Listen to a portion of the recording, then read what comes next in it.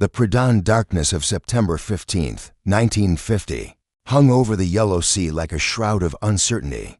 General Douglas MacArthur stood on the bridge of the USS Mount McKinley, his weathered face illuminated by the amber glow of the ship's compass.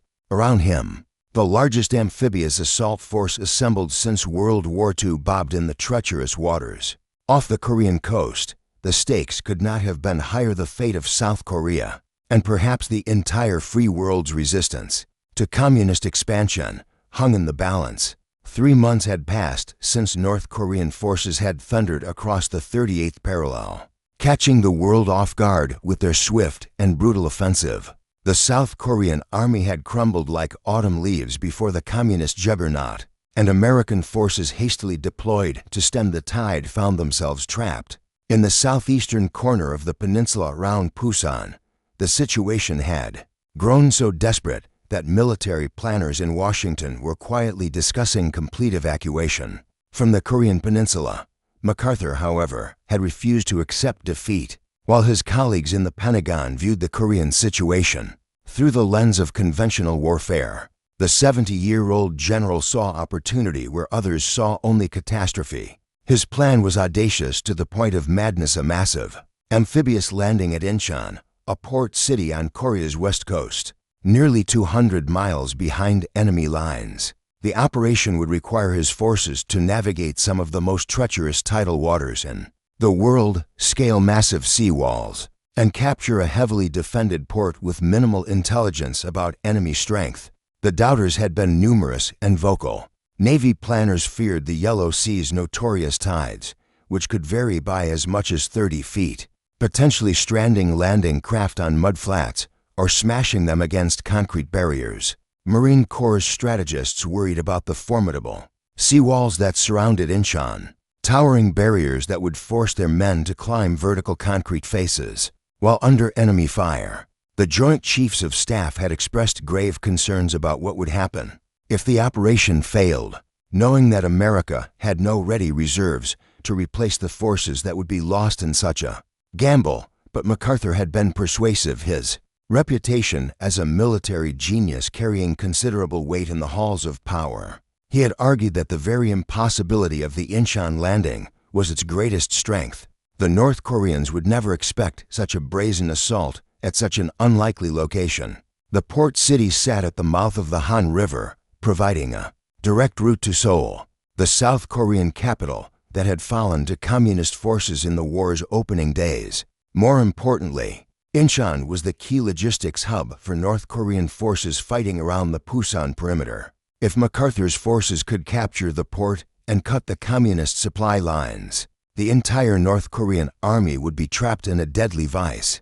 According to a comprehensive analysis published in the U.S. Naval Institute's proceedings, the selection of Inchon as the landing site had been influenced by several strategic factors, with the West Coast offering closer proximity to the fighting front and better access to populated areas despite its challenging amphibious conditions. As the first light of dawn began to pierce the darkness, MacArthur could see the silhouettes of his invasion fleet stretching to the horizon. The 1st Marine Division, veterans of Pacific campaigns, prepared their equipment with practiced efficiency. Landing craft crews made final checks of their engines and radios. Naval gunfire support ships positioned themselves for the preliminary bombardment that would hopefully soften the enemy defenses. The general's aide approached with the latest intelligence reports.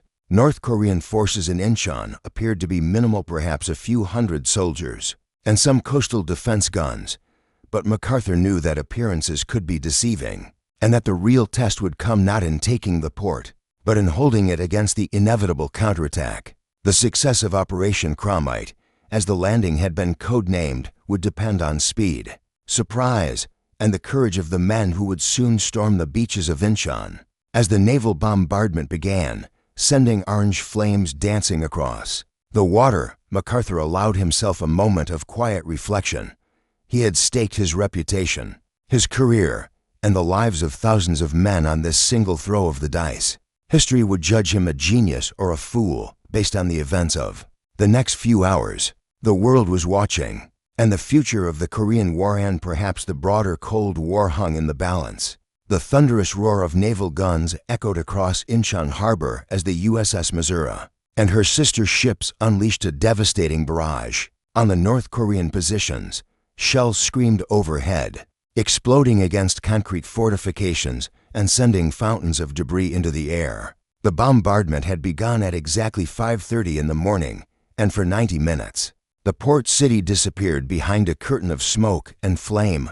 Major General Oliver Prince Smith, commander of the 1st Marine Division, watched the bombardment from his command ship with a mixture of satisfaction and apprehension. The naval gunfire was impressive, but he knew that the real test would come when his Marines hit the beaches. The tidal conditions were nearly perfect. The morning tide would provide just enough water to carry the landing craft over the mud flats, but the Marines would still face the daunting task of scaling the 15-foot sea walls that protected the port. Colonel Lewis Burwell Chesty Puller, the legendary Marine officer whose chest was decorated with 5 Navy crosses, gathered his battalion commanders for a final briefing. His 1st Battalion, 1st Marines, would spearhead the assault on Red Beach, the main landing site adjacent to the port facilities. Puller's gruff voice carried over the noise of the bombardment as he reminded his officers that speed and aggression would be their greatest assets. The faster we get off those beaches and into the city, the fewer casualties we'll take, he growled. As the naval bombardment lifted, the first wave of landing craft began their approach to the shore. The Marines crouched in the bobbing boats, their faces blackened with camouflage paint, their weapons checked and rechecked. Many were veterans of Guadalcanal, Iwo Jima, and Okinawa, but this landing felt different. They were not attacking a fortified island held by a determined enemy, but attempting to capture a port city that could change the entire course of the war. The North Korean response was sporadic and disorganized.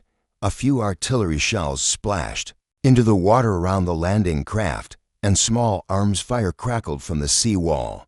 But the defenders seemed stunned by the sudden appearance of such a massive invasion force. The communist commanders had concentrated their forces around the Pusan perimeter, expecting MacArthur to attempt a frontal assault on their positions. The possibility of an amphibious landing at Inchon had been dismissed as too risky and unlikely to succeed.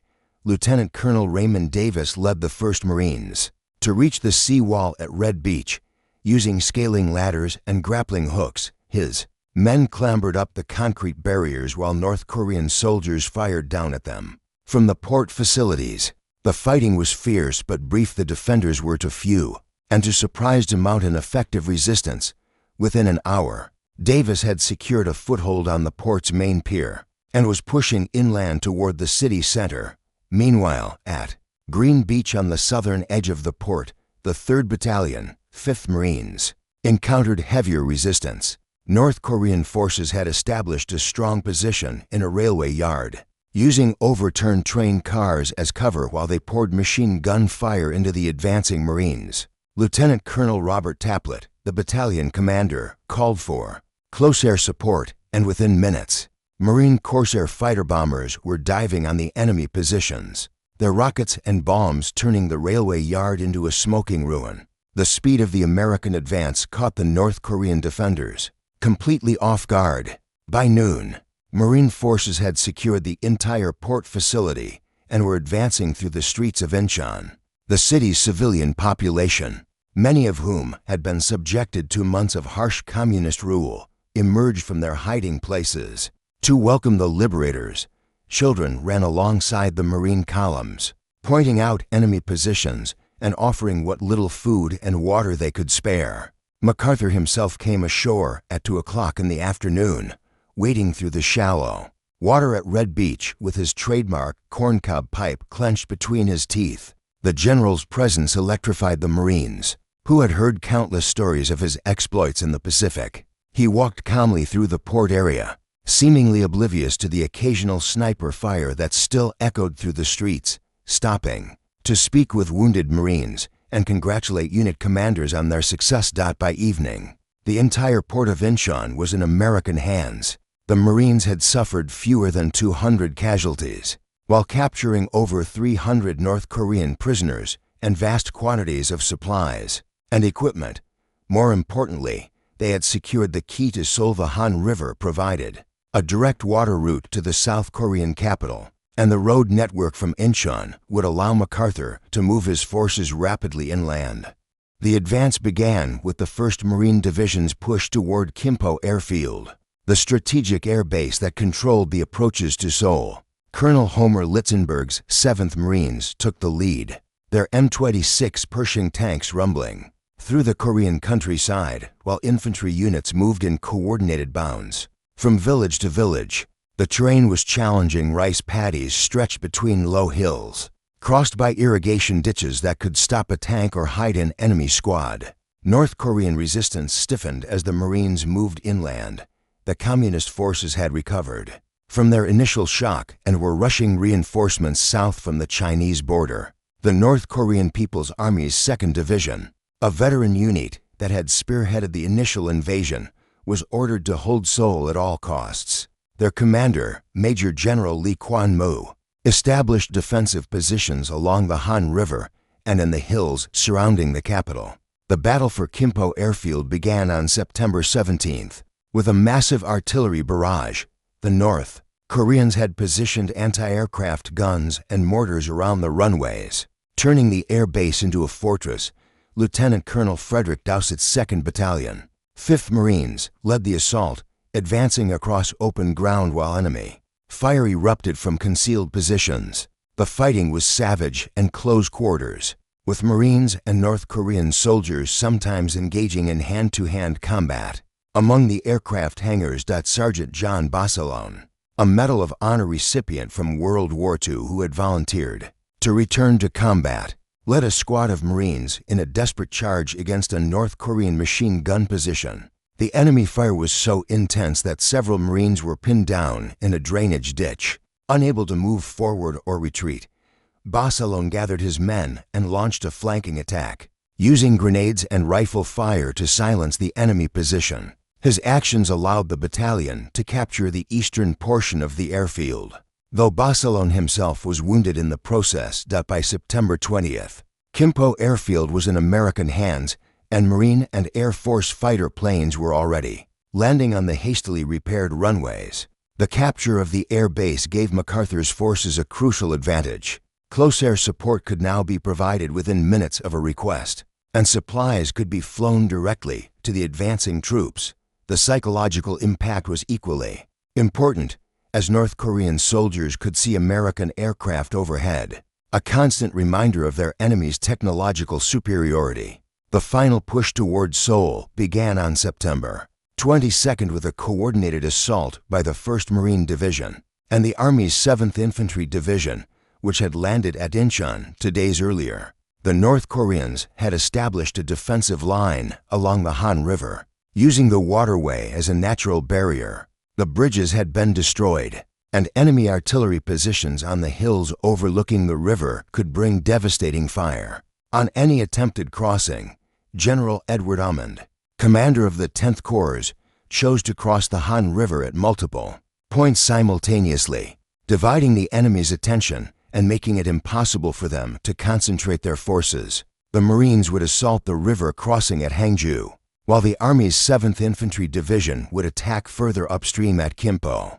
Naval gunfire support ships had been brought up the river to provide covering fire for the assault troops. The river crossing began at dawn on September 24th with a thunderous barrage from Marine artillery and naval guns. Landing craft and amphibious vehicles carried the assault troops across the Han River, while fighter planes strafed the enemy positions on the opposite shore. The North Koreans fought with desperate courage, knowing that the fall of Seoul would mean the collapse of their entire war effort.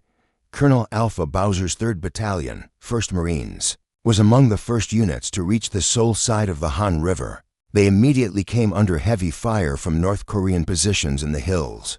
Overlooking the crossing site, the Marines took cover in abandoned buildings and rice paddies, calling for artillery support while they planned their next move. The fighting was house to house, with both sides using grenades and automatic weapons at close range. The breakthrough came when Marine Corsair dive bombers, operating from the newly captured Kimpo Airfield, launched a devastating attack on the North Korean command post in the hills above Seoul. The enemy resistance began to crumble as communication between units broke down, and ammunition supplies ran low. By September 25th, American forces had penetrated the outer defenses of Seoul and were fighting in the city's suburbs. The final assault on Seoul began on the morning of September 26th with a coordinated attack by Marine and Army units. From 3 directions, the North Koreans had established strong points in government buildings, schools, and factories, turning the city into a maze of defensive positions. The fighting was brutal and methodical, with American forces having to clear each building room by room. By evening, the South Korean flag was flying over the Capitol building, and Seoul was once again in friendly hands. The recapture of the city had taken 11 days from the initial landing at Inchon, and the cost had been significant: over 1,500 American casualties and thousands of North Korean dead. But the strategic impact was immeasurable. The North Korean army was now trapped between MacArthur's forces advancing from Seoul and the 8th Army breaking out of the Pusan perimeter. The world watched in amazement as television cameras captured American soldiers and Marines marching through the streets of Seoul, welcomed by cheering crowds of South Korean civilians. The impossible had been achieved in less than 2 weeks. MacArthur had transformed a potential American defeat into a stunning victory that would echo through military history. The liberation of Seoul on September 26th marked the beginning of the end for the North Korean People's Army. As American forces consolidated their hold on the South Korean capital, the strategic situation across the peninsula shifted dramatically. The Communist Army, which had seemed unstoppable just weeks before, now found itself caught between 2 advancing forces with its supply lines severed and its leadership in disarray. General Walton Walker, commander of the 8th Army, received the order to break out of the Pusan perimeter on September 27th. His forces had been pinned down in the southeastern corner of Korea for months, fighting desperate defensive battles against overwhelming odds. Now, with MacArthur's 10th Corps threatening the North Korean rear, Walker saw his chance for revenge. The breakout began with a massive artillery bombardment that shook the Korean hills for miles around. The North Korean forces around Pusan, already weakened by months of constant fighting and the diversion of reinforcements to defend Seoul, crumbled under the renewed American assault. The 24th Infantry Division, which had borne the brunt of the early fighting, led the charge northward along the main highway toward Seoul. Behind them came the 1st Cavalry Division and the British 27th Brigade, their tank columns stretching for miles along the dusty Korean roads. Lieutenant Colonel John Mike Ellis, commanding the 27th Infantry Regiment, later described the advance as like shooting fish in a barrel. The North Korean units they encountered were demoralized and poorly equipped, many having been cut off from their supply bases for weeks. Entire companies surrendered without firing a shot, while others simply melted away into the countryside, abandoning their weapons and equipment. The collapse of North Korean resistance accelerated as news of Seoul's liberation spread through the communist ranks. Political commissars found it increasingly difficult to maintain discipline among troops who had been told that American forces were on the verge of complete defeat. Desertion rates soared, and several North Korean commanders were reported to have been executed by their own men for attempting to force hopeless attacks. By October 1st, advance elements of the 8th Army had linked up with MacArthur's forces south of Seoul, effectively surrounding the remnants of the North Korean Army. The communist forces that had invaded South Korea with such confidence 3 months earlier were now trapped in a steadily shrinking pocket with no hope of escape or reinforcement. The few North Korean units that remained intact were forced to fight desperate rearguard actions while their comrades fled northward toward the 38th parallel. The human cost of the North Korean collapse was staggering. American forces captured over 100,000 prisoners in the first week of October, many of them wounded, exhausted, and half-starved. The Communist Army had lost most of its heavy equipment during the chaotic retreat, leaving behind hundreds of tanks, artillery pieces, and vehicles that would have taken years to replace. More importantly, the North Korean officer corps had been decimated, with many of the Army's most experienced commanders either killed or captured International reaction to the American victory was swift and dramatic. In the United Nations, delegates from allied nations praised MacArthur's brilliant strategy and called for the complete reunification of Korea under democratic government. The Soviet Union, which had been providing military aid to North Korea, found itself in an increasingly difficult position as its communist allies faced complete defeat.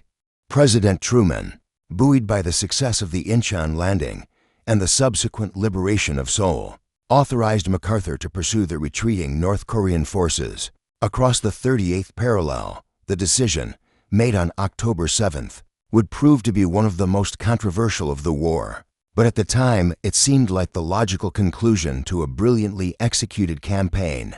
The crossing of the 38th parallel began on October 9th with the 1st Cavalry Division leading the advance into North Korea. The symbolism was not lost on observers. Around the world, American forces were now operating in communist territory, pursuing an enemy that had been utterly defeated by superior strategy and firepower. The North Korean capital of Pyongyang lay just 100 miles ahead, and many American commanders believed the war would be over by Christmas.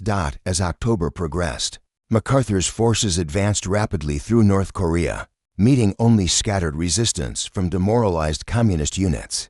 The general himself flew to the front lines regularly, his confidence seemingly boundless as he planned the final phase of the campaign. In Washington, military planners began discussing the post-war occupation of a unified Korea and the establishment of democratic institutions throughout the peninsula. The Chinese government, however, was watching the American advance with growing alarm. Premier Zhou Enlai had warned through diplomatic channels that China would not tolerate American forces on its border, but these warnings were largely dismissed in Washington as communist bluster. The stage was being set for an entirely new phase of the conflict, one that would test MacArthur's strategic genius in ways that the Inchon landing had not. But for now, in the autumn of 1950, the world marveled at the stunning reversal of fortune that had transformed the Korean War from an American defeat into a triumphant victory. The Inchon landing had not only saved South Korea, but had demonstrated to the world that American military might, properly applied, could overcome any challenge. The confidence generated by MacArthur's success would influence American foreign policy for decades to come, setting the stage for future conflicts and interventions around the globe. The success of the Inchon landing reverberated far beyond the Korean peninsula, fundamentally altering the strategic landscape of the Cold War and reshaping international perceptions of American military capability. In the corridors of power from Washington to Moscow, from London to Beijing, political leaders and military strategists scrambled to understand the implications of MacArthur's stunning victory. In Washington, the Joint Chiefs of Staff convened emergency sessions to analyze the lessons of Inchon. The landing had demonstrated that American forces could execute complex amphibious operations with devastating effectiveness, but it had also highlighted the importance of strategic surprise and bold leadership. Secretary of Defense George Marshall ordered a comprehensive review of American military doctrine, with particular emphasis on the role of amphibious warfare in future conflicts.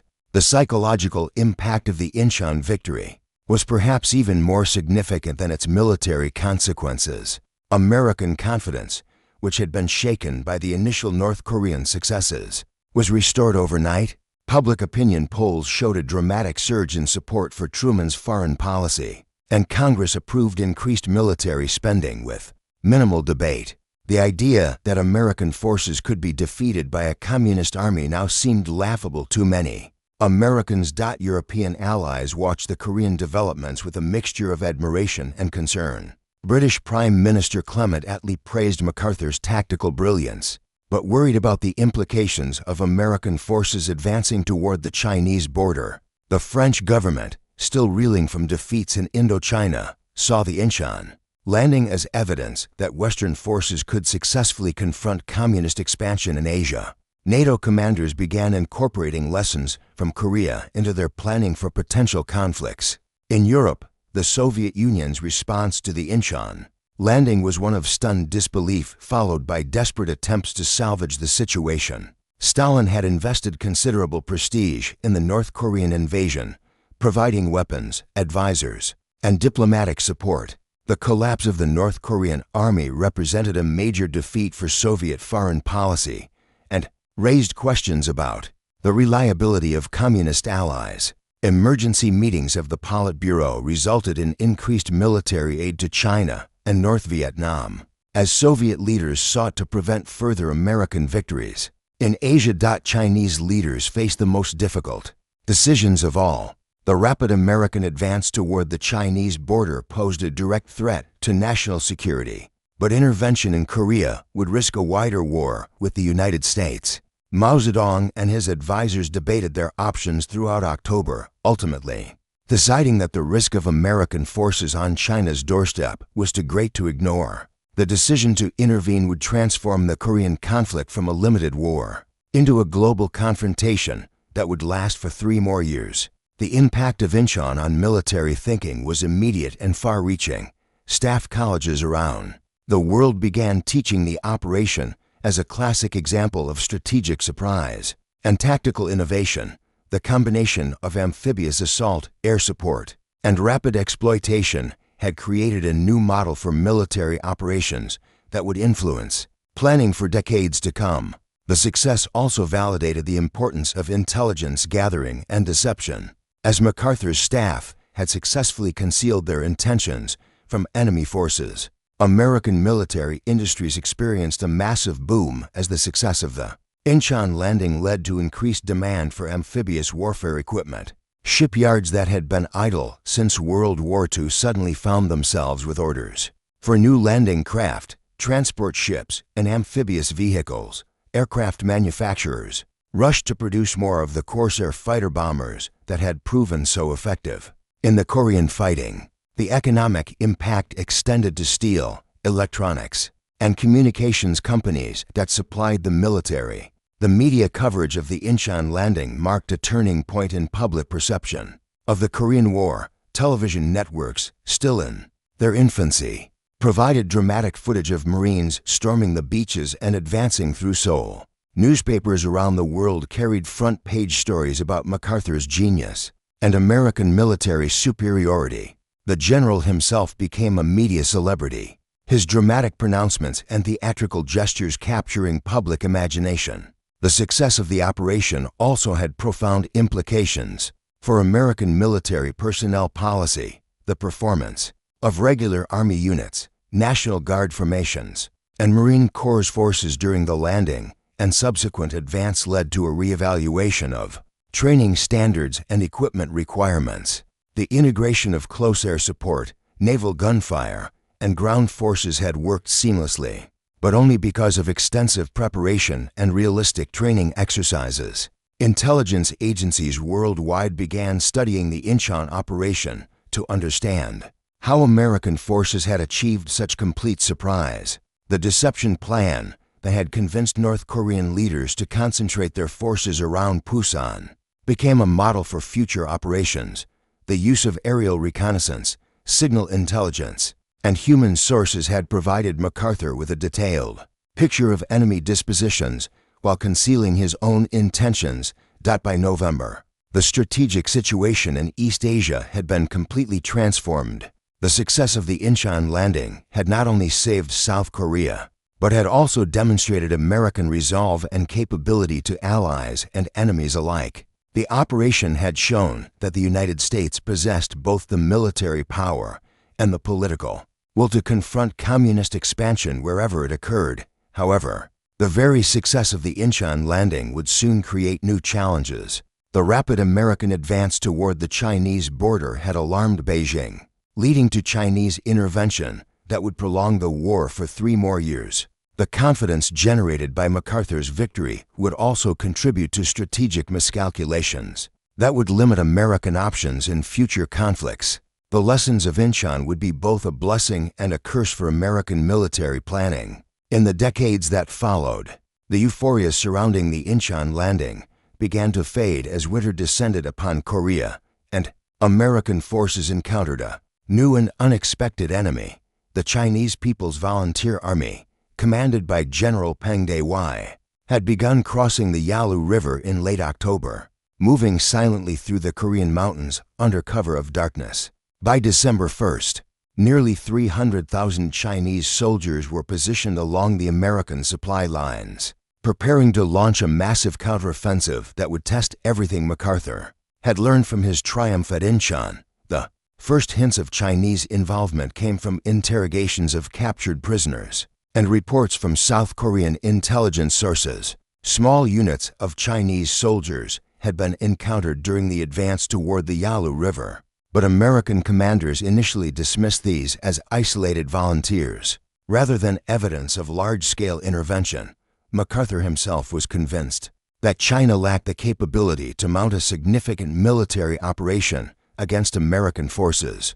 The Chinese strategy was the antithesis of everything that had made the Inchon landing successful, where MacArthur had relied on technological superiority, massive firepower, and rapid movement. The Chinese emphasized stealth, patience, and the ability to absorb enormous casualties.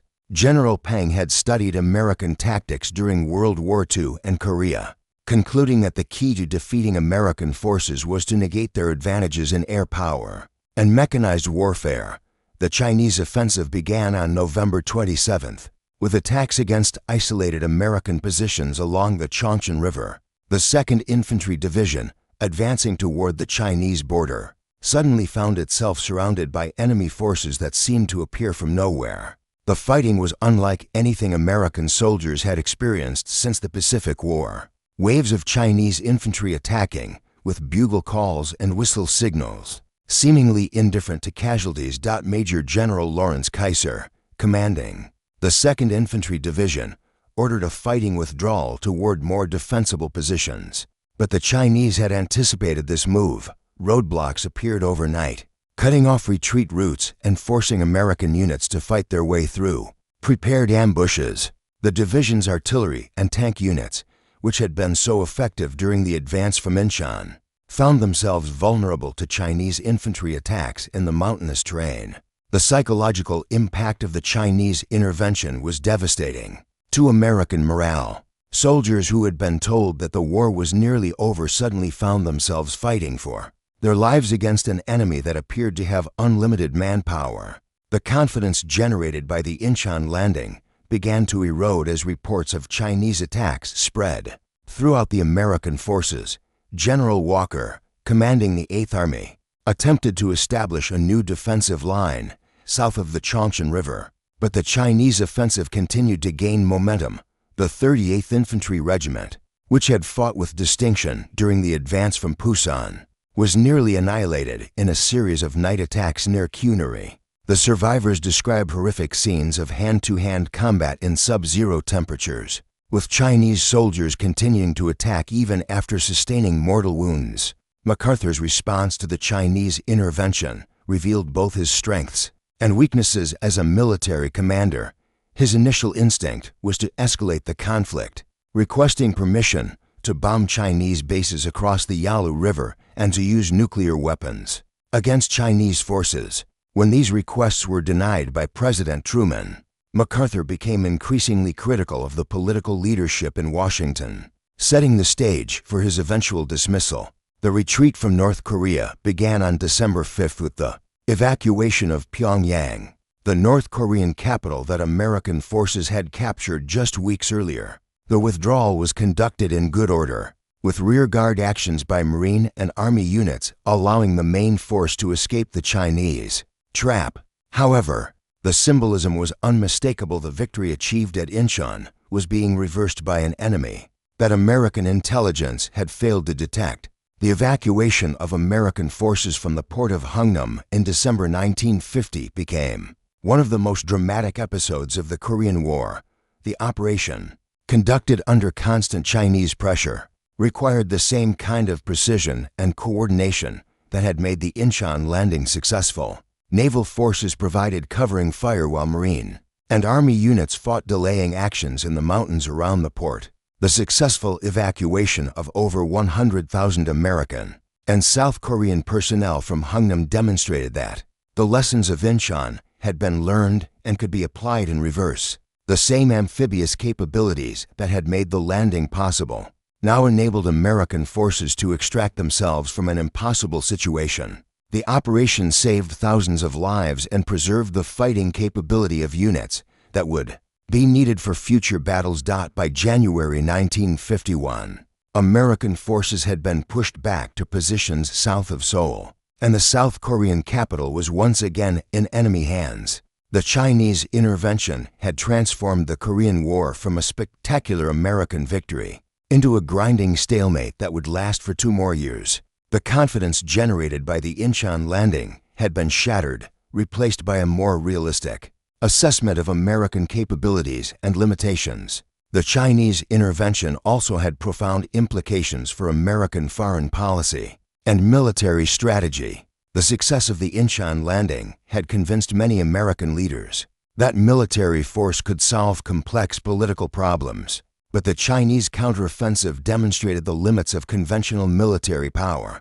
The lesson that would emerge from the Korean experience was that military success, no matter how brilliant, could not guarantee political victory without a clear understanding of enemy capabilities and intentions. The contrast between the Inchon landing and the Chinese intervention would influence American military thinking for decades to come. The success of the amphibious assault had demonstrated the value of strategic surprise and technological superiority, but the Chinese counteroffensive had shown that these advantages could be negated by an enemy willing to accept enormous casualties and fight on his own terms. The Korean War would end in stalemate, but the lessons learned from both victory and defeat would shape American military doctrine for the remainder of the Cold War. The Korean War dragged on for 2 more years after the Chinese intervention, but the shadow of the Inchon landing continued to influence every aspect of the conflict. The operation had demonstrated both the possibilities and limitations of American military power, creating a template for future interventions while also revealing the dangers of strategic overconfidence. As negotiators gathered at Panmunjom to discuss an armistice, military historians and strategic planners around the world began to assess the lasting impact of MacArthur's masterstroke, the stalemate that developed along the 38th parallel. After the Chinese intervention bore little resemblance to the fluid, mobile warfare that had characterized the period following the Inchon landing, American forces, constrained by political limitations and facing an enemy willing to accept enormous casualties, found themselves fighting a war of attrition that their military doctrine was not designed to handle. The technological advantages that had made the Inchon landing possible were largely negated by the mountainous terrain and the Chinese Army's willingness to fight at close quarters. General Matthew Ridgway, who replaced MacArthur as commander of United Nations forces in April 1951, faced the challenge of maintaining morale and fighting effectiveness in a war that had lost its clear strategic objectives.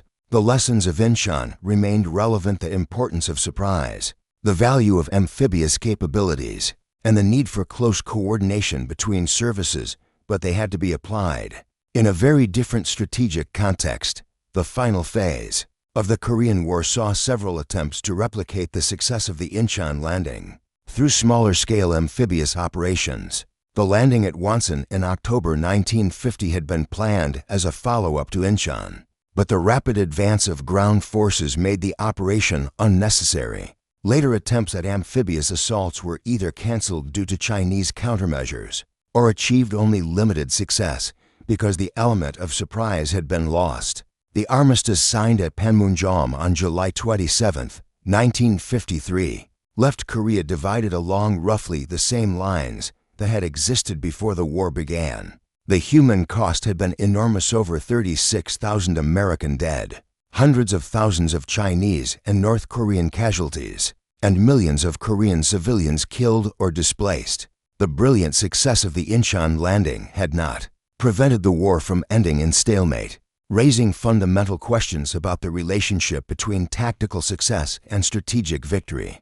The post-war analysis of the Inchon landing became a cornerstone of military education throughout the Western world. Staff colleges from West Point to Sandhurst taught the operation, as an example of how strategic surprise could achieve results far beyond the resources committed. The combination of deception, technological superiority, and bold leadership became the model for amphibious operations that would influence military planning for decades to come.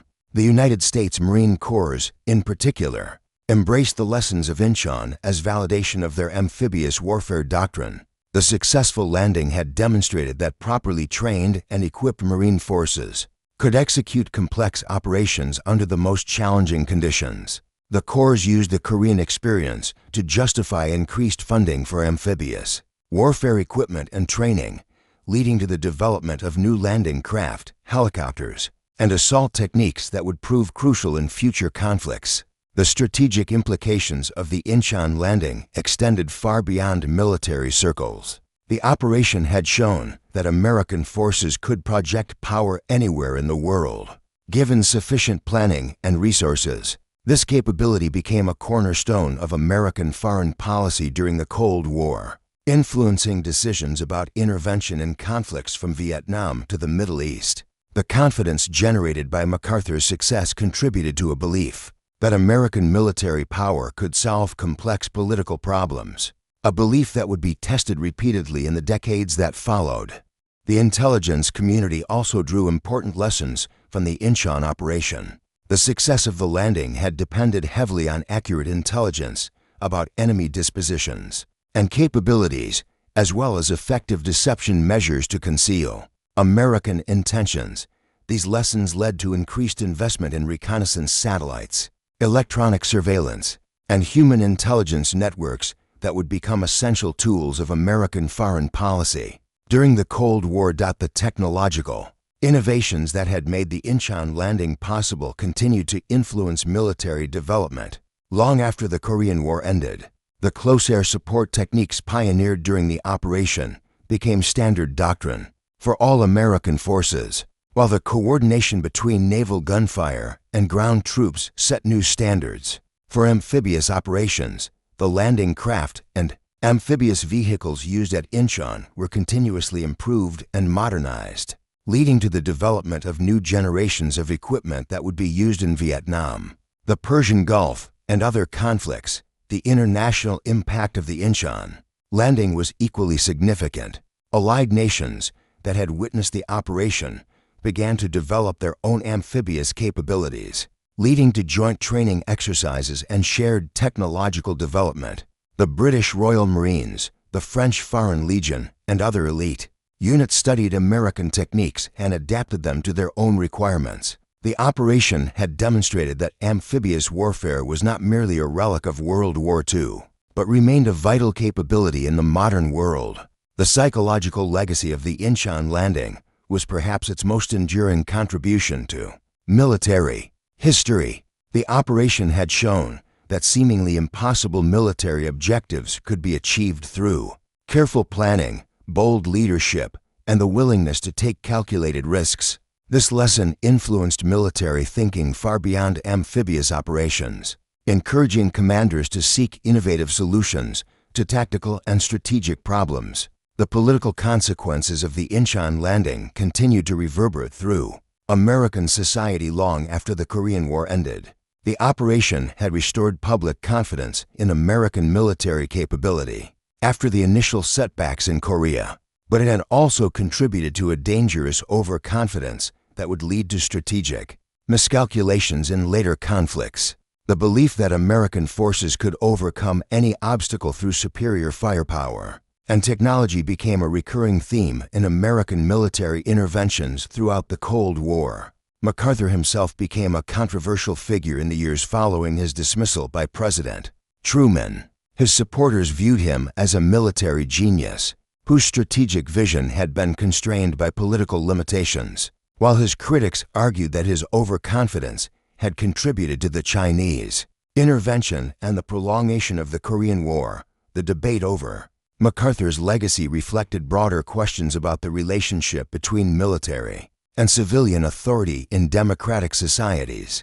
The Inchon landing also had profound implications for the development of NATO and other Western military alliances. The operation had demonstrated that American forces could rapidly deploy to distant theaters and execute complex operations with minimal preparation time. This capability became a cornerstone of Western defense planning, influencing decisions about force structure, equipment procurement, and training priorities throughout the Cold War period. As the Korean War faded into history, the Inchon landing remained a symbol of American military excellence and strategic innovation. The operation had shown that traditional military wisdom could be challenged and overcome through bold thinking and meticulous preparation. The lessons learned from MacArthur's masterstroke would continue to influence military planning and strategic thinking for generations to come, ensuring that the legacy of the Inchon landing would endure long after the last veterans of the Korean War had passed into history. The transformation of global military thinking that began with the Inchon landing on September 15, 1950, had fundamentally altered the nature of warfare and international relations. The operation had demonstrated that in an age of nuclear weapons and ideological conflict, conventional military forces remained relevant and decisive. The courage of the Marines who scaled the sea walls of Inchon and the vision of the commanders who planned the operation had changed not only the course of the Korean War, but the trajectory of the Cold War itself. In the end, the Inchon landing stood as a testament to the power of strategic surprise and the importance of bold leadership. In military affairs, the operation had shown that even the most desperate situations could be reversed through careful planning, technological superiority, and the willingness to take calculated risks. These lessons would echo through the corridors of the Pentagon and military academies around the world for decades to come, ensuring that the legacy of MacArthur's masterstroke would continue to influence military thinking long after the guns of Korea had fallen silent.